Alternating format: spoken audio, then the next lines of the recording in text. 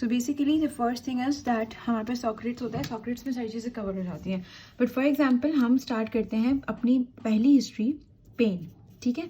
कहीं पर भी पेन हो, चाहे वो सर का पैर हो, पैर नहीं, सर का पेन हो, हेडेक हो, फेशियल पेन हो, स्टमक एक हो, एब्डोमिनल पेन हो रहा है, और फुट पेन हो रहा है, पैरों में पेन हो रहा है, कोई हाथों में पेन हो रहा है, बैक एक हो रहा है, any kind of pain, ear एक हो रहा है, एनी काइंड ऑफ पेन आ जाए, स्पेशली ये यूज़ होता है एब्डोमिनल के लिए मोस्टली। मतलब ये जो हिस्ट्री है ना वो परफेक्टली, क्योंकि इतने सारे केसेस आते हैं तो ये परफेक्टली फिट करता है। बट किसी भी पेन में ये क्वेश्चंस बेसिक है सॉक्रेट से।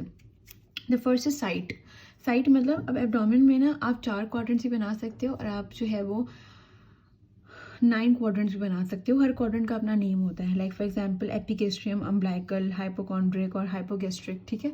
तो I am not going to the details, but let me remind you one fact that history का एक और रूल है that history should be in the patient's language. आपकी मेडिकल लैंग्वेज में नहीं होनी चाहिए। पेशेंट ने कहा मुझे पेट के ऊपर के हिस्से में दर्द हो रहा है, मतलब पेट जो दुन है, अगर सपोज ये भी क्वेश्चन करेंगे आप, साइट कैसे क्वेश्चन करेंगे। अक्सर हमें क्या होता है कि हमें जो है ना वो क्वेश्चन आ रहा होता है कि हम पूछेंगे साइट, बट हमें वो पेशेंट की लैंग्वेज में ना ओपन एंड बनाने नहीं आता। तो ये प्रैक्टिस से आएगा। कैसा क्वेश्चन पूछना है, आप मुझे हाथ लगा के बता सकते हैं कि आपको पेट में कहाँ दर्द हो रहा है। तो वो हाथ लगा के दिखाएगा कि भाई मुझे अम्ब्लाइकल के ऊपर हो रहा है। तो you will not write epigastric region, you write upper middle abdominal pain. के अपर है आपने लोकलाइज कर लिया, ऊपर है और मिडिल है, तो आपने लोकलाइज कर लिया अपनी हिस्ट्री में। अब इससे क्या होगा, अब there are so many different organs ना। यहाँ पे राइट साइड पे स्प्लीन आ जाती है, यहाँ राइट साइड पे लिवर आ जाता है, लेफ्ट साइड पे स्प्लीन होती है, थोड़ी सी बेसिल जो है वो लंग्स होती हैं, यहाँ पे स्टमक आ जाती है, इंटेस्टाइन पेन आ जाता है, लोअर रीजन पे जो ओवेरियन रीजन होता है वहाँ पे हमारे पास ओवरी सिस्ट और हर्नियास प्रोबेबली होते हैं। तो हर रीजन की अपनी डायग्नोसिस होती है।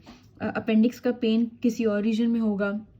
ये बेड साइड की बुक में एक पूरा टेबल बना हुआ है। आई वुड प्रेफर कि जब आप पेन की हिस्ट्री लेना और ले लें उसके बाद आप वो टेबल देखिएगा कि आप कहाँ मैच कर रहे हैं, तो आपको चीज़ याद हो जाएगी। पहले नहीं देखिएगा।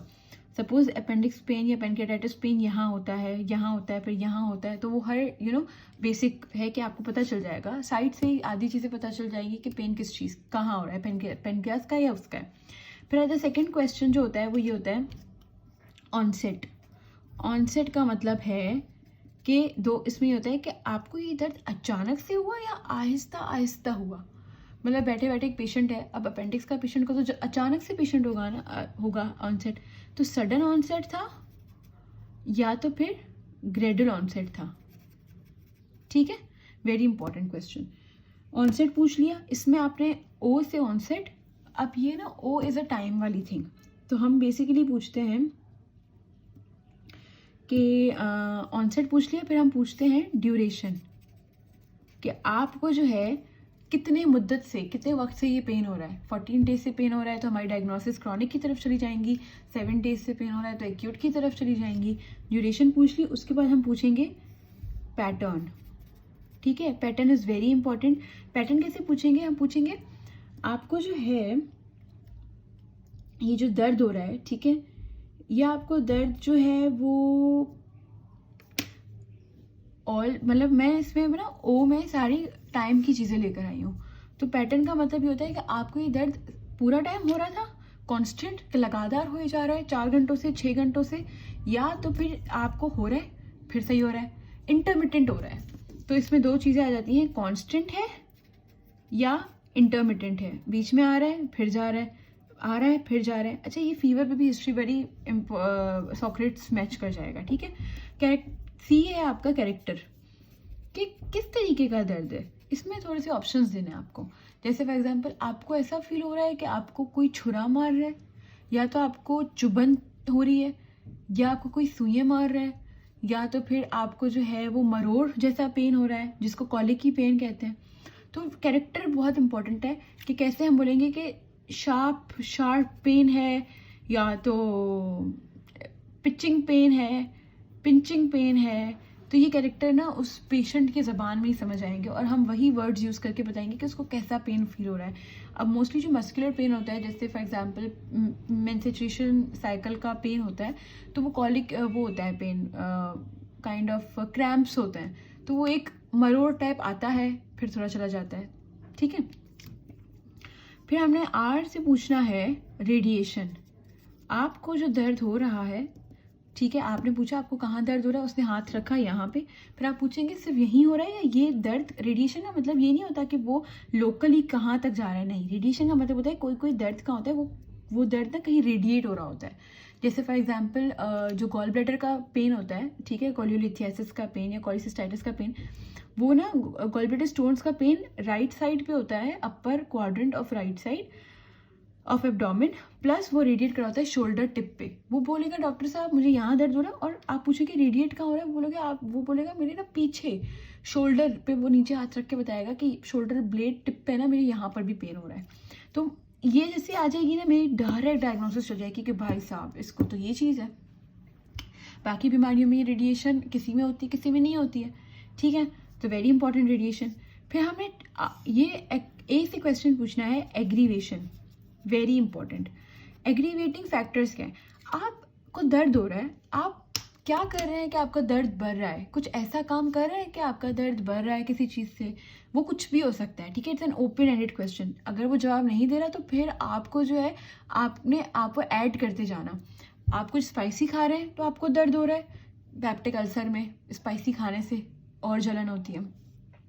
और आप हैवी काम कर रहे हैं तो आपका पेन एग्जैजरेट हो रहा है, आप लेट रहे हैं तो आपका पेन बढ़ रहा है। अच्छा, जो नहीं पेरिकार्डाइटिस का पेन होता है, जो कार्डियक और रेस्पिरेटरी पेन होता है ना, ये प्लूरेटिक पेन और पेरिकार्डियल पेन होता है, जो पेरिकार्डाइटिस होता है, इनका बड़ा ये चक्कर होता है, एक्सर्शनल डिस्पीनिया, नॉक्टर्नल डिस्पीनिया और पैरानॉक्सिल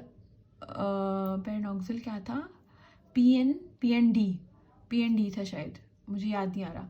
तो डिस्पीनिया, यस, पैरानॉक्सिल नॉक्टर्नल डिस्पीनिया, दैट मीन्स आपको पोजीशन पे चेंज हो जाना।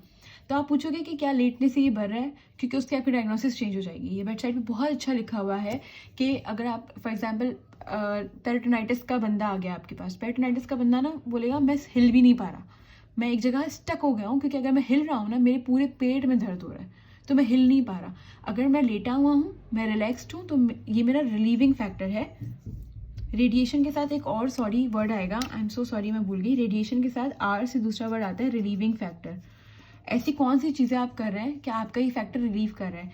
क्या आपने जो है इसके लिए कोई दवाई खाई जिसकी वजह से ये रिलीव हुआ, आपने पैराडोल खाई, आपका सही हो गया, या आप लेट रहे हैं, पोजीशन चेंज कर रहे हैं अपनी, तो सही हो रहा है, या आप कुछ ऐसा खा रहे हैं जिससे आपका सही हो रहा है, या पानी पीने से सही हो रहा है, या रेस्ट करने से सही हो रहा है, तो कुछ क्या ऐसा कर रहे हैं, कौन सी पोजीशन चेंज करने से सही हो रहा है। तो ये रिलीविंग फैक्टर्स है कि ऐसा क्या करते हैं कि वो चीज़ जो हिस्ट्री है, प्रेजेंटिंग कंप्लेंट है, वो सही हो जाती है। फिर एग्रीवेटिंग फैक्टर में आपने पूछा आप ऐसा क्या करते हैं कि वो चीज़ बढ़ जाती है। स्पाइसी फूड से लेकर पोजीशन इज़ वेरी इंपॉर्टेंट। आप लेटते हैं तो बढ़ तो नहीं जाता, आप खांसते हैं तो वो पेन बढ़ जाता है, आप अपना रात को पोजीशन चेंज करते हैं, करवट लेते हैं तो वो बढ़ जाता है, पेन बैठने से बढ़ जाता है, सही होता है। तो ये पूरा पूछना है। टी से आपके पास होता है ट्रीटमेंट। आपने अपने लिए इसके लिए कोई खुद से दवाइयाँ ली? मेरे पास आने से पहले क्या आप पुराने क्लिनिक में गए थे, किसी और क्लिनिक में गए थे, किसी और डॉक्टर को दिखाया था, उन्होंने क्या कहा? या तो आपने खुद से दवाइयाँ, अब हमारे पास तो सेल्फ मेडिकेशन का इतना अच्छा कॉन्सेप्ट है माशाल्लाह से कि हर कोई 4-5 दवाइयाँ खा कर माशाल्लाह हमारे पास आ जाता है। तो हम उनसे ज़रूर पूछेंगे कि क्या आपने इसके लिए कौन सी दवाइयाँ खाई थी एंड कौन सी दवाइयाँ। अच्छा, आपकी डायग्नोसिस नहीं बन रही ना हिस्ट्री के एंड में, तो कोई भी टीचर को जब आप प्रेजेंट करोगे डॉक्टर को, वो कहेंगे ये आपकी गलती है, आपको उनसे डिग आउट करना है। आप बोलोगे कौन सी दवाइयाँ, हाँ बाबा वो पिछले हमारे गली में एक डॉक्टर है, उन्होंने हमें 4 दवाइयाँ लिख के दी थी, वो मैंने खाई थी। भाई कौन सी दवाइयाँ खाई थी, वो पर्चा तो घर पर है। दवाइयों का नाम याद होगा, दवाइयों का रंग याद होगा, दवाइयों का कुछ तो याद होगा। अपने रिश्तेदारों को बोले हमें पिक्चर भेजा उसकी, कौन सी थी, आपके मोबाइल में तस्वीरें होंगी, कुछ तो नाम याद होगा, फॉर्मूला नाम याद होगा, कुछ नाम याद होगा। कुछ लोग लेकर आते हैं तो पूछना होता है। तो आपने जो इसके लिए जो ट्रीटमेंट ली थी खुद से या ले रहे हैं, तो वो आपने ज़रूर पूछनी है। ई से आपके पास आ जाता है बहुत इंपॉर्टेंट क्वेश्चन, स्पेशली। ठीक है, स्पेशली में क्या, आई एम सो सॉरी, ये गंदगी से लिख रही हूँ मैं, बट ये आप अपने पास लिखते जाइएगा। ठीक है, ई से इज स्पेशली। स्पेशली मतलब ये दर्द दिन के किस वक्त में स्पेशली होता है। ठीक है, बुखार ये रात को होता है या सुबह होता है। ठीक है, ये दर्द किस वक्त उठता है। फिर आपके पास एस से 2 चीज़ें आती हैं, वेरी इंपॉर्टेंट एस से चीज़ें आती हैं, और मैं बताती हूँ। एस से आपके पास आता है सिवियरिटी, और ये आपने, मैं मजाक नहीं करी हुई, आपसे पूछना है आपने कि सिवियरिटी कैसे पूछेंगे आप, इसका भी सवाल आना चाहिए बनाने के लिए। सिवियरिटी आप पूछेंगे, अगर मैं आपको बताऊं कि 0 का मतलब कोई दर्द नहीं और 10 का मतलब इतना दर्द कि आपसे कुछ काम ना किया जाए, कुछ भी काम ना किया जाए, इतना दर्द कि आपकी नींद खराब हो जाए, 10 का मतलब है, तो आप अपने इस दर्द को कितने नंबर देंगे। Patient is always correct. हर किसी की टॉलरेंस लिमिट अलग होती है। जो पेन, अपेंडिक्स का पेन किसी को 9 फील होगा, वो किसी को 10 फील होगा, तो उसका कोई स्केल तो है ही नहीं। तो हम पेशेंट की सिवियरिटी पर एक्ट करते हैं। तो हमें ये बताना होता है कि अगर 0 का मतलब कुछ पेन नहीं हो रहा और 10 का मतलब बहुत पेन, तो आप मुझे बताएं आप कितने नंबर देंगे अपने दर्द को। मोस्टली पेशेंट्स दे देते हैं अपने हिसाब से नंबर, वो आप लिखेंगे। फिर इसके साथ एक लाइन आप ऐड करेंगे, क्या आप, बहुत इंपॉर्टेंट है स्लीप की लाइन, कि क्या आपका दर्द या आपकी जो भी प्रेजेंटिंग कंप्लेन है वो इतनी शिद्दत बड़ी है कि आपकी नींद खराब हो जाए, आपको नींद भी ना आए। वो बोलेगा हाँ या नहीं, तो आपने वो सेंटेंस में लिखना है दैट पेशेंट की it was severe enough to disturb his sleep and life activities, normal activities. ठीक है, सिवियरिटी आ गई। एस के साथ एक और बहुत आ जाता है जो कि एंड में लिखते हैं। मैंने क्यों ए के साथ नहीं लिखा एग्रीवेशन, क्योंकि लाइन से सारी चीज़ें लिख रहे थे हम। एंड में सबसे इम्पोर्टेंट हम लिखते हैं एसोसिएशन। ठीक है, एसोसिएशन क्या है इस पेन के साथ, और एसोसिएशन क्या है, मतलब जो मैं बताऊंगी ना, जिस चीज़ की हिस्ट्री लेते हैं ना, जैसे पेन की हिस्ट्री, वॉमिटिंग हिस्ट्री, अब किसी को एब्डोमिनल पेन है तो उसके साथ और क्या क्या होता है, जो कॉमन चीज़ें हैं वो पूछनी है। फॉर एग्जाम्पल, क्या वॉमिटिंग होती है इसके साथ, नौसिया होता है इसके साथ, वॉमिटिंग होती है, नौसिया होती है, और फीवर होता है इसके साथ। ठीक है, और एसोसिएटेड में और क्या क्या पूछते हैं, हर चीज़ पूछते हैं, nausea, vomiting, fever, I think, और हेडेक होता है इसके साथ। अच्छा, अगर कोई भी इनमें से चारों में से कोई भी पॉजिटिव हिस्ट्री आएगी ना कि हाँ it is associated with vomiting, तो ये तो हिस्ट्री लेंगे आप भाई साहब, बट HOPC का दूसरा पैराग्राफ बना के उस एसोसिएशन की भी हिस्ट्री इसी सॉक्रेट्स में कंटिन्यूस लेनी है कि सपोज वॉमिटिंग है, जो है जो चीज़ फिट हो रही है, मैंने कहा नहीं ये फिट हर किसी पे नहीं होगी, बट आपको खुद जोड़ के फिट करनी पड़ेगी। कब हुई, अचानक से हुई, दिन में कितनी बार हुई, उसकी मैं अलग से हिस्ट्री के क्वेश्चंस बता दूंगी। तो आपने एसोसिएशन फैक्टर्स बहुत इंपॉर्टेंटली याद रखने। एसोसिएशन फैक्टर्स हर किसी के साथ डिफरेंट होते हैं, डिफरेंट होते हैं। ठीक है, इट्स नॉट नेसेसरी कि वो सेम रहे। हाँ, कॉन्स्टिपेशन है, डायरिया हुआ है एसोसिएशन में, क्योंकि ऑफ कोर्स एक एब्डोमिनल पेन के साथ बंदा आया है, तो ज़्यादा से ज़्यादा अगर मैं दिमाग ले रहा हूँ तो हो सकता है पूछूंगी मैं, एसिडिटी होती है आपको, जलन होती है, क्योंकि मुझे लगा कि एपिगैस्ट्रिक है तो एसिडिटी। ये ना आपको अपने नेट पे मिलेंगे क्वाड्रेंट्स ऑफ एब्डोमेन में, प्लीज़ आप वो चार्ट याद रख लीजिएगा, ऑर्गन्स कौन कौन से कहाँ पर है, इससे आपकी डायग्नोसिस बहुत ईजीली हो जाएगी। टाइफाइड होगा तो कॉन्स्टिपेशन, डायरिया, या तो फूड पॉइजनिंग होगी, या गैस्ट्राइटिस होगा, कुछ तो होगा, डिजेंट्री तो नहीं है। तो ये सारी चीज़ें आपने एसोसिएशन में पूछनी है। Thank you so much guys, this is what HOPC looks like, and that's it. I'm gonna go to the next component later on.